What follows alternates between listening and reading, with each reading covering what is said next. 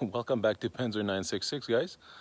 This week, I'll be giving you guys a first month drive review on the 911 GTS. So I'll be giving you my thoughts on how it drives as a daily and both on track for autocrossing and track day. Also, we'll be talking about how's it daily, and like and dislike of the vehicle.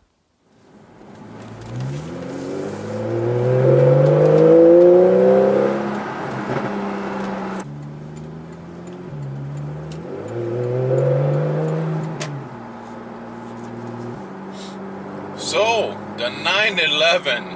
Alright, what do I think about the 911? Well, it is a pretty freaking good car. Oh lord. Like, overall car, it's there. Like, a lot of people are asking me, why the hell did you get rid of your Shelby GT350 and blah blah blah, right? I mean, the Shelby was a nice, very nice car, very nice sounding car, but it felt like it was just a freaking, a track, and it felt like it was more like a head-hunting missile or something. Bred for one purpose and one purpose only, right? Now this one is like, I feel like it's more of an overall car. What we have now, I've had the car about a month. I got a total of 4,000 kilometers on it. Picked up the car with 1,900 and a bit, so I pretty much myself put 2,000 on the car. What I can tell you right off the bat, this car is way more I don't want to say practical, but I find myself wanting to go in this car a lot more than I did in the Mustang, for just, having like a cruise, Sunday cruise or something like that. The cabriolet, amazing. I never thought I was going to be a cabriolet guy, but I freaking love it. Especially in the summer months, right? I don't know how I'm going to feel about it this winter, but in the summer month, it's pretty good. You hear the sound of the engine a lot more with the cabriolet too, so it makes you more engaged with the vehicle. It's not as loud as the Mustang was, of course, but still, it's pretty good. And it has this is guys, I don't know if you, for those of you that don't know the Porsche too well, this is a 991.1 911, so that means generation 1 of the 991s, and this one has a naturally aspirated engine, a 3.8 flat boxer engine. So it sounds way different, I find, than the new turbos sounds. And that was a big factor why I bought this car from the Mustang. It was a must. My car needed to have a good sound engine soundtrack, so this is one of the reasons why I picked this one. It's pretty comfortable, I won't lie to you. The ride is a bit harsher than the Mustang was, for some reason. It is a sports car, so I kind of was expecting that. I'm willing to make the trade-off of the harsher ride a little bit versus better stability and better cornering capability for the autocross and the track days, and just in general, really. Listen to this.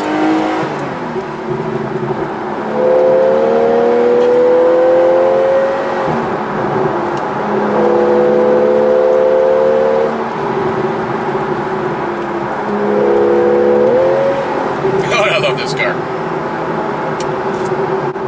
Okay, so back to the review. Okay, let's go with a bit of pros and cons of this vehicle.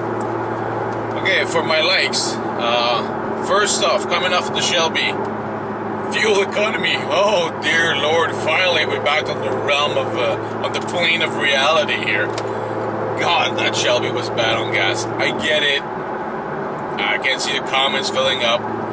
Okay, I don't care all that much. This is like a car I drive 3 times a week, maybe, right? And go to the track with. So, is fuel economy a big factor? No, but in this day and age, I found that the Shelby was like out of this world. I mean, it was just like horrible on fuel. This one, average, like normal average will be probably high 10s, low 11s liters, 100 kilometers. That's Canadian, folks. Don't know how I translate. I'll try to put a miles per gallon tab there. So I mean, and that's pretty much. And I'm still low kilometers. I'm expecting this to get a little better over the months to come or years to come. So I mean, it's actually fun because, and this brings me to my next big like. Hey, folks, this car is actually wife-friendly. My wife loves it. She loves to come in it. The Mustang, she couldn't be caught dead in that thing. She hated it. Hated the seat, hated how it ran, hated the noise, hated the fact that it was a Mustang, the manual, back and forth jerking.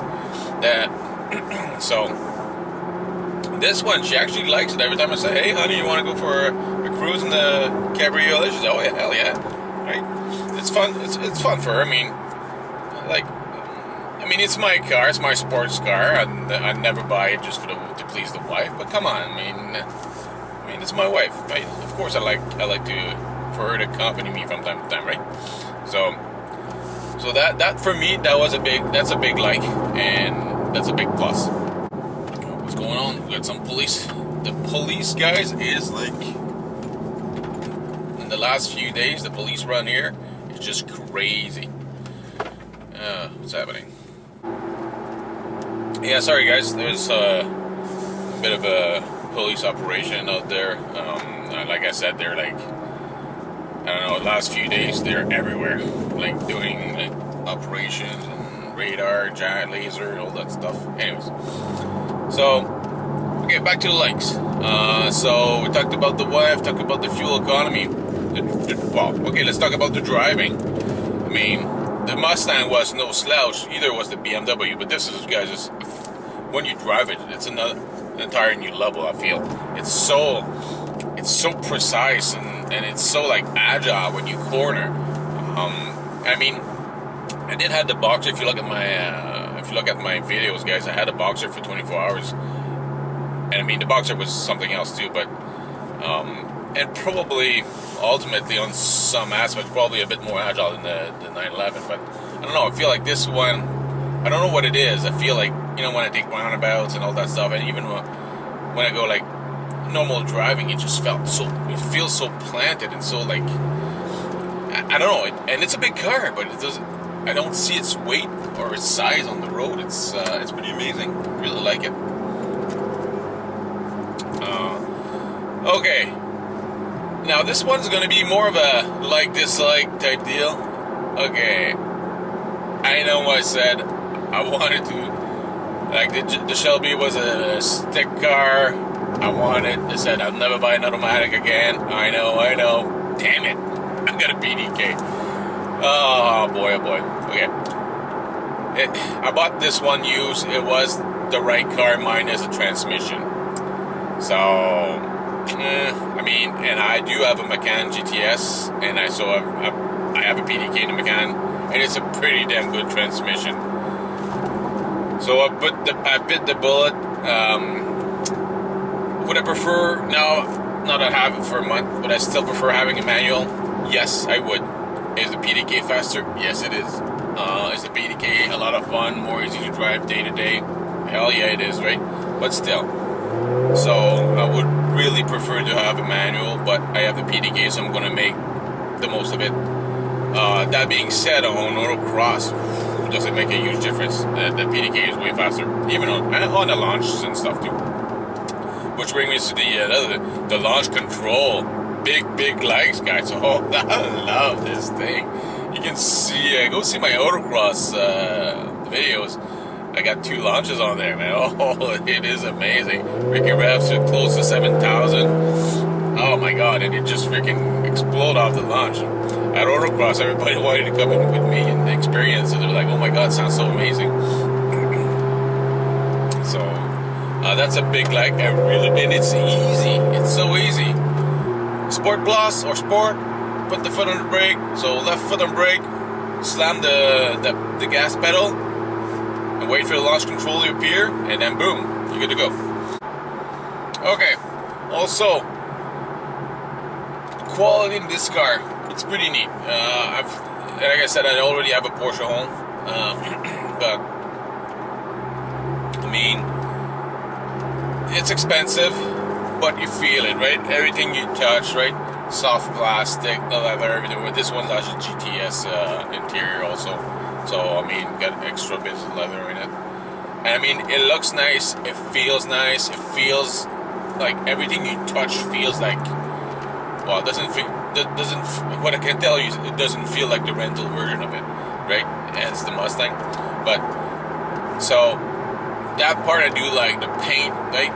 Remember guys how I complained about the paint on the other car, right? This one, so far so good.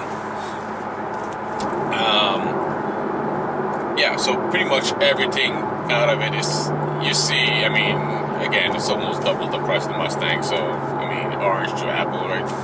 But still, I mean, that was one of my biggest gripe with the Mustang. Still, it was, I felt for the price the car was worth. It was pretty much subpar. This one I really like.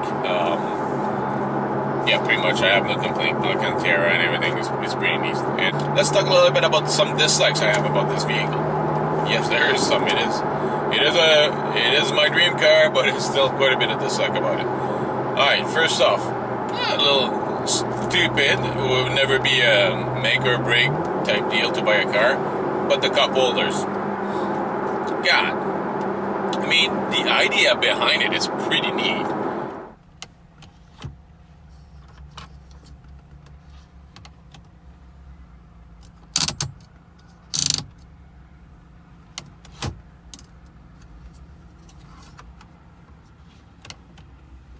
But good lord, it doesn't hold anything. I gotta hold my coffee as I'm driving. The other day I had the roof up. Was like, you know, having fun on the highway. Freaking coffee cup almost flew out of the car. I'm like, I mean, you know, stuff like that. I mean, it's a sports car. The last thing I want to do, like, I like my coffee, and I don't want to have to hold my coffee cup every freaking corner I take or every acceleration I make, right? It's just like it feels like it's not deep enough or anything. But I do like that it doesn't clutter the cabin, and you can put it away. So I do like that part. But overall, one of my dislike coffee cup holders. Other dislike, and this one's going to be a bit more probably cabriolet or convertible oriented than general Porsche or general 911, right? I mean, there's a little bit more creak and cracks and moans about this car.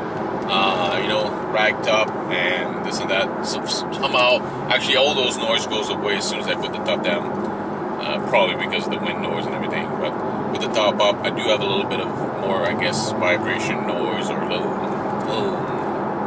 noise. And also, right, you do hear, I don't know if you can hear it on the video, but you know, the tire noise, the wind noise, a little bit more noisy with the rag top. But on the other end, like I said, I do like the rag top because I do hear the engine noise a lot more and all that stuff. So, okay, this car is a 2015, and my entertainment unit, like my nav and all that stuff, it feels like it's coming out of a freaking 2008 freaking Dodge or something. Actually, not true. My 2009 Jeep was better than this.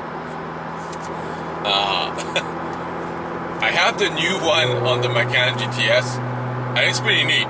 But this one, it feels a little outdated. And it doesn't feel, it is outdated.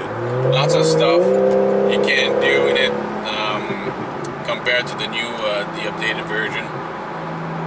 It's all like this, you know, it's a little bit of lag when you're like zooming in and out and all that stuff. You would think by 2015 that they would have caught up a little bit to technology. Like, it's like in USB, like, on the same aspect, USB slots. I have one USB slot, but I have like 3 12 volts connector. Who the hell uses 12 volts anymore, right? Come on, USB, that's a 2015, that's not that old. Anyways, the new ones, I think it's been all fixed with the new models, but still. I mean, I want to complain about this one because it's 2015 and I think it should have already been updated before that in my mind, but oh well. I'll tell you one thing, guys. I get a lot less looks and commentary than I used to get with the Shelby. 911 world, and I was one of them, right? Everybody knows what they are, but not everybody knows the difference, right? You look at the range right now, you go build one, I think you can get about 21 or 20 some different models of 911. So never mind all the ones before that, right? And they all look alike. That's the one thing I like about the 911 is that they try to have the same look all over and over again, right? But again, they kind of now all the models, if you're not a 911 fan, you kind of all jumbled up together, and I mean people don't know them super. So a lot of people won't appreciate, right, the difference in between a base model or a GTS or 991.1 or 991.2, etc. Right? So I mean, anyways, I get a lot less look or thumbs up, if you want, from just stranger than I used to get with the Mustang, which I kind of like. I mean, it was fun, man. I'm a car enthusiast. I take good care of my car, and I kind of like people to notice, and in summary, guys, I really, like a month in, I really like this car. When autocrossing, oh, phenomenal. I love it. Like, I was able to break the top 10 last event, and I really did well. So I'm stoked. I got another track day coming up in a few weeks, so I'll make sure to take a videos for that one too.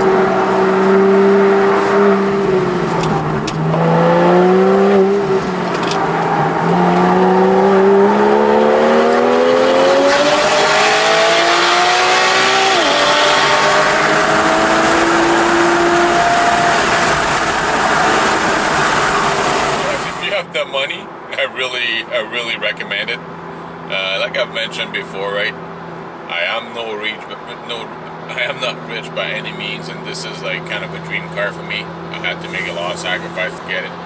So, but it was worth it. Like, I love it. I really love it. It's an amazing overall car. Not obviously, if you got family, totally not practical. I brought my 13-year-old kid with me, and good lord, we had to have the roof up and this and that. It's a nightmare. But I mean, it's good for extra luggage, I guess, if you go for a weekend with your wife. But yeah, apart from that, I mean, just know what you're buying, right? If you want to buy a nice cruiser with and the occasional racer or race day, right? Go for it. Really nice car. And so far, this generation, I've looked online, was pretty much problem-free, so that's another plus, right? Mustang, as you know, had a lot of issues with engines and a bunch of other stuff, so. Alright guys, thanks for watching.